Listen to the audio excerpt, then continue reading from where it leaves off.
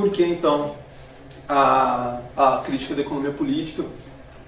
E por que, de novo, não é uma questão de fazer como Harvey, não, vamos tentar misturar as duas coisas aqui.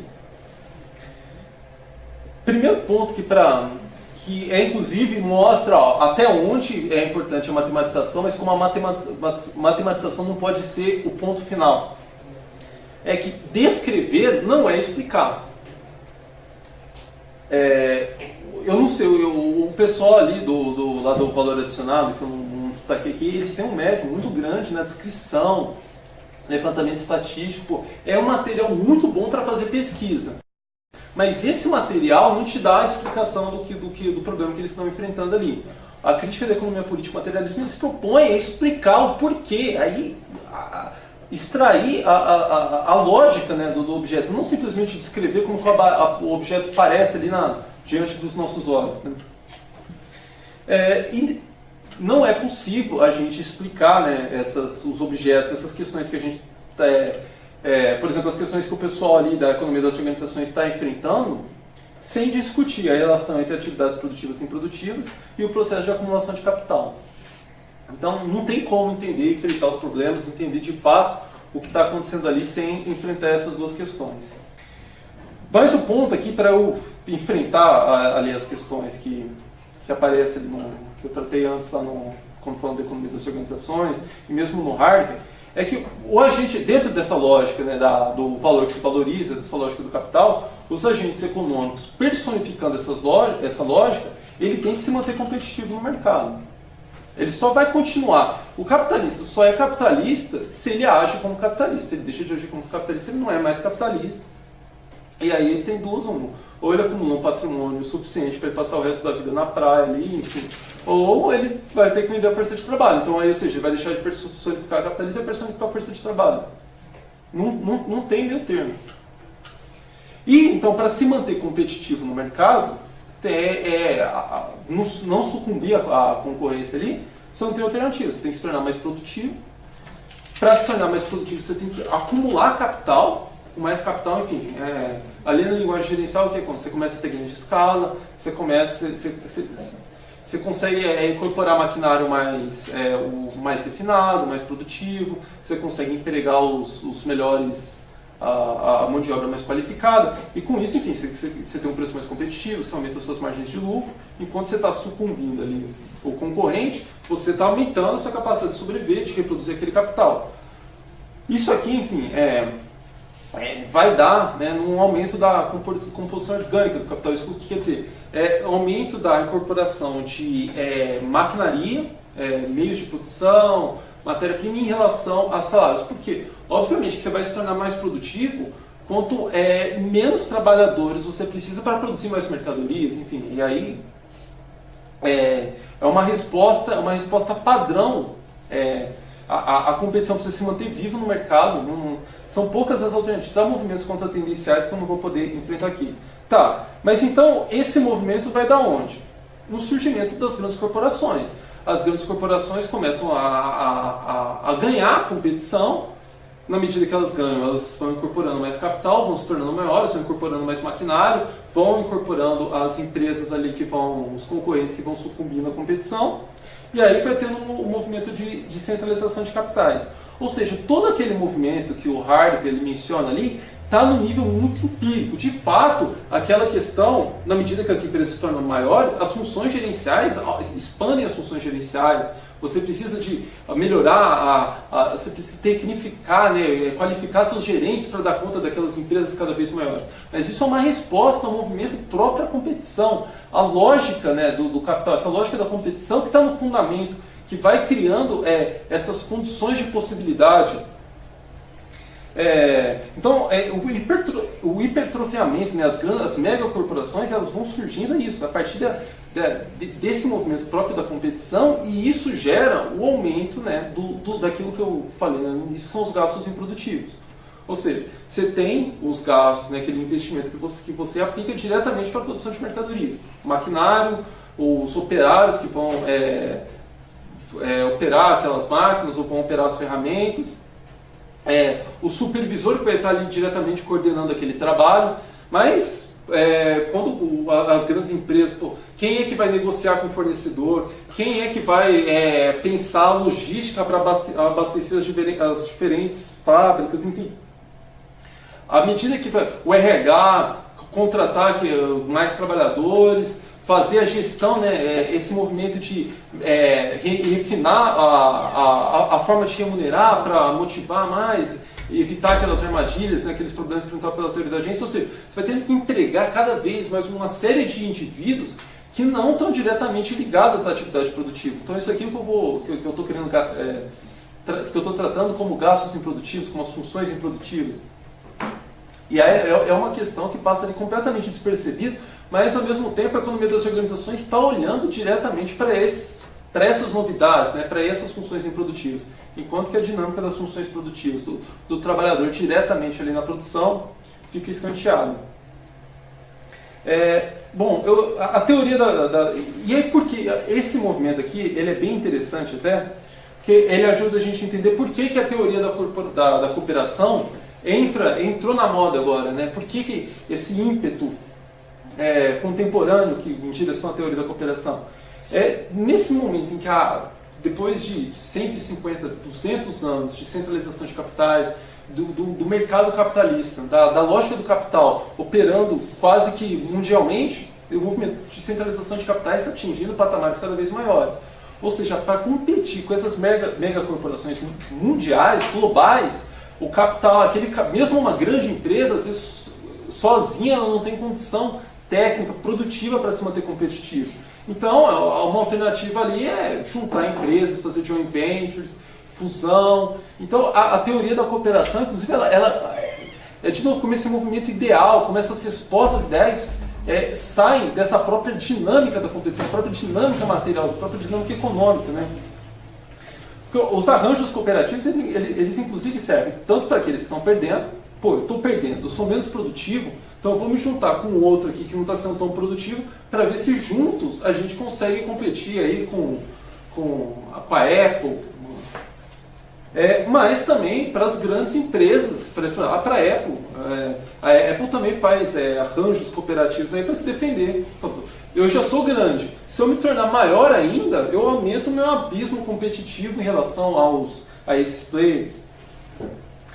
E de novo, essa possibilidade, mas ok, eu estou mostrando como que a teoria da cooperação, essa solução de cooperar, ela tem uma eficácia.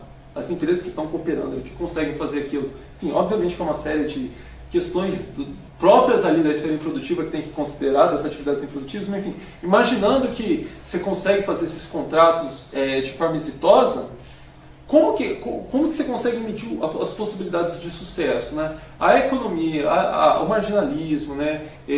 A economia das organizações ali como um todo, ela trata essa questão isolada. Então, ela separa a possibilidade de ganho de uma firma isolada da possibilidade de ganho da economia como um todo. E aqui, a crítica da economia política materialista vai mostrar, não, a possibilidade de ganho das empresas está inserida na possibilidade de ganho da economia como um todo. Então, obviamente que uma empresa altamente produtiva, ela pode aumentar a lucratividade dela, mesmo no momento de baixa histórica da taxa de lucro. Mas significa que, ao fazer isso, ela está empurrando a lucratividade das outras mais para baixo, prejudicando as possibilidades de ganho das outras empresas.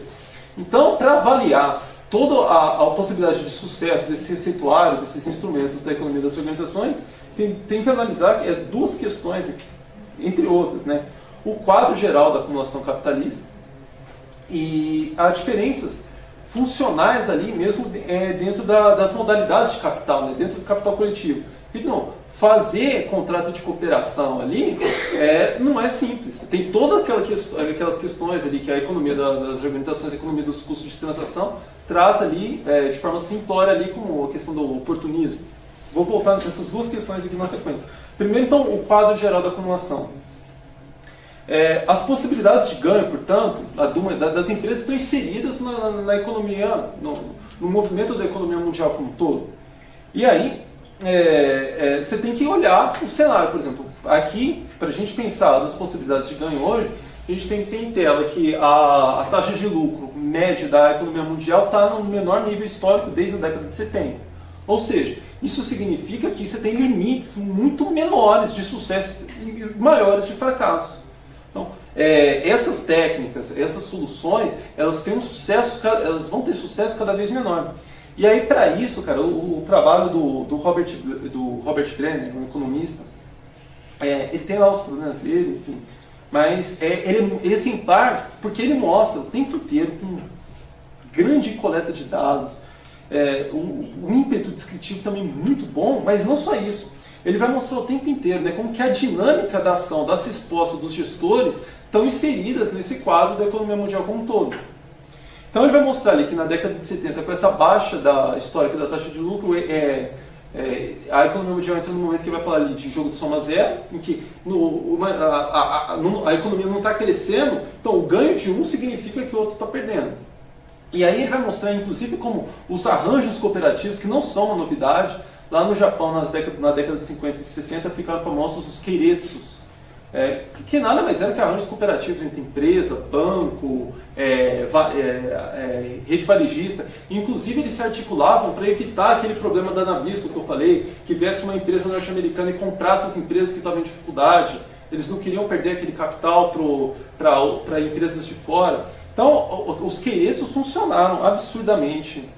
A economia japonesa cresceu rapidamente nos anos 50 e 60, e depois, nos anos 70, o que aconteceu? O problema foi que os arranjos cooperativos perderam a funcionalidade, ou o quadro da economia mundial como um todo mudou. E aí tem um autor que enfim, esqueci o nome dele, ele tem agora, a gente até coloca nos nossos artigos, tá? Que ele vem falando agora dos novos keiretsus, ou seja, não consegue, como não apreende o movimento como um todo, falando, o problema é que os keiretsus, depois dos anos 70, eles perderam a eficácia, então agora tem os keiretsus modernos, enfim. E o outro problema, né, que eu mencionei ali, então, para entender as possibilidades de êxito dessas ferramentas como a teoria da cooperação, é essa rixa, esse movimento entre as diferentes modalidades de capital. Cito três em particular: o capital produtivo, as indústrias, né, principalmente as indústrias, capital comercial, os grandes serviços de varejo, tem Facebook também, e o capital financeiro. A massa de lucro, né, da economia mundial como um todo, ela é produzida a partir do mais valor. A massa de mais valor e para a massa de lucro. O massa de mais valor é o lastro, né, da massa de lucro. De novo, essa questão entre aquilo que é mais descritivo, aquilo que é mais visível e aquilo que está nos fundamentos. Então, tem esse bolo, né, do todo, da massa de lucro, da massa de mais valores, e esses capitais, as diferentes modalidades de capital, vão ter que brigar para se apropriar de parcelas desse capital total. Então não é porque o capital produtivo que produz aquilo que ele consegue, que ele absorve tudo. O capital bancário tem que se apropria ali via juros, via debêntures, tem uma série de recursos cada vez mais via mercado acionário, formas de se apropriar do... 5 minutos, se apropriar, né, dessa riqueza, né? Da mesma forma, o capital comercial, na medida em que, vamos pensar, por exemplo, eu gosto do exemplo de uma empresa de guardanapos. A indústria lá produz guardanapos. Por que ímpeto você tem quando você vai lá no supermercado de comprar um guardanapo de determinada marca em relação a outra? É um produto completamente diferenciado. Quem que vai definir as possibilidades daquele produto ser realizado, ser vendido, é a rede de varejo, é o supermercado. Então, esse é o capital comercial, ele tem o poder também, pela propaganda ali, ele está diretamente ligado ao consumidor, de aumentar a margem de ganho dele e derrubar a margem de ganho do capital produtivo. Ou seja, há uma série de rixas, de movimentos, de embates dentro das modalidades de capital, dos capitais coletivos, que inclusive vão determinar a possibilidade de você forjar arranjo cooperativo ou não. Eu não citei de novo lá o trabalho do pessoal do Valor Dicionário, é legal porque eles mostram algumas dificuldades de se forjar arranjos cooperativos no Brasil. E tem, por último, a questão dessas diferentes formas de se apropriar, tem não só apenas entre diferentes modalidades de capital, como volto para a questão entre as atividades produtivas e as atividades, né, improdutivas. Então, normalmente ali, o pessoal vai falar, as atividades improdutivas eles são os acionistas, né, são os executivos, mas não, comentei, enfim, que você tem esse grupo, né, que de fato, tudo que eles se apropriam é lucro, né, é mais valor. Mas tem ali o engenheiro, o médio-gerência, que exerce, ora, tem ali atividades produtivas com atividades improdutivas, não é só uma coisa ou outra, tem esses níveis ali que intermediários, né, que misturam as duas coisas. Mas, enfim, então nem todos os... Mas o que eu estou querendo enfatizar aqui é que nem todos os embates se dão entre capital e trabalho, ou entre as diferentes modalidades de capital. Você tem embates ali, mesmo dentro da classe trabalhadora, né, com diferentes ideários que eu falei. Por isso que aqueles termos vagos lá, como que os 1%, ou atores sociais, mesmo que é o termo, o 1% eu estou falando do Piketty, mas o pessoal ali da economia das organizações gosta dos atores sociais. Esses termos vagos, eles obscurecem essa dinâmica, né?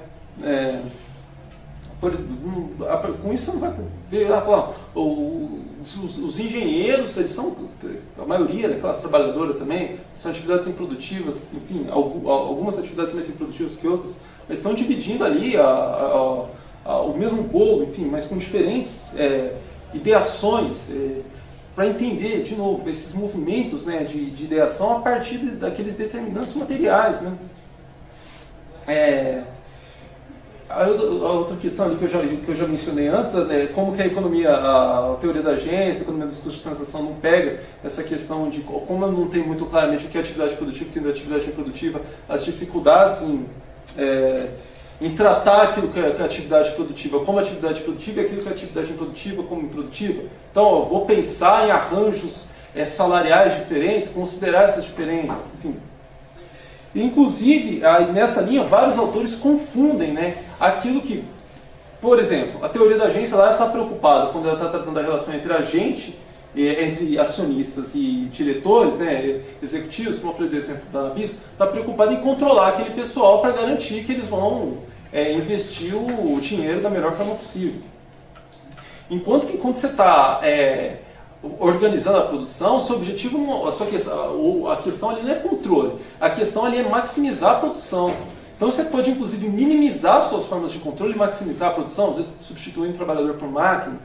Então essas questões passaram ali completamente despercebidas ali na análise do Harvey, que bebeu no pessoal na água, né, do pessoal da economia das organizações, mas ali mesmo entre os marxistas ali é um problema que aparece no Braverman, acho que aparece no Trachtenberg, enfim. Bom, para encerrar, por que então a crítica da economia política? Vou enfatizar aqui 2 pontos. Primeiro, porque ela não vai, ao mesmo tempo que ela não se afasta dos problemas e ela consegue ser crítica somente na medida em que se afasta dos problemas, como assim ele definiu para os estudos organizacionais, ela, na medida em que se aproxima desses problemas concretos, ela não fica refém uma apologética. Então, a crítica da economia política pode se aproximar desses problemas concretos e manter a criticidade, manter o ímpeto de cientificidade, buscar, de fato, entender os movimentos subjacentes, o que determina a lógica daquele objeto. E também, outro ponto que eu queria enfatizar aqui, você também já enfatizou, coloca essa relação entre descrição e explicação nos seus devidos lugares. Não é um ódio à matemática, não é o ódio esse movimento, né, de descrição, né, de aprender esse movimento de descrever, de capturar os dados, de unir os dados, de ver como que aquela realidade está se organizando, ainda que seja por meio dos dados, é um passo fundamental para que a gente consiga ir além e buscar uma explicação. Não dá para explicar um objeto se nem esse nível mais superficial a gente consegue aprender, mas ao mesmo tempo não significa que a gente apresentou o gráfico ali com uma marca ali do pessoal do pessoal do valor adicionado. Às vezes você consegue mostrar, a participação da indústria brasileira está caindo no PIB. Tá, isso aí é uma descrição importante, mas por que esses movimentos subjacentes ali, falar, então tem uma crise da indústria nacional e por isso tem a crise econômica? É uma descrição, é uma boa descrição, mas o movimento aqui é ir além disso. E de novo, então, ao mesmo tempo que não é um ódio à matemática, também não é um ódio a esses problemas práticos, né? Essas questões, por exemplo, o aumento dos gastos improdutivos, são questões da maior importância. A grande questão, o ímpeto, o problema não é tratar dessas questões, o problema é quando se trata dessas questões para dar uma solução imediata sem entender os fundamentos daquele problema.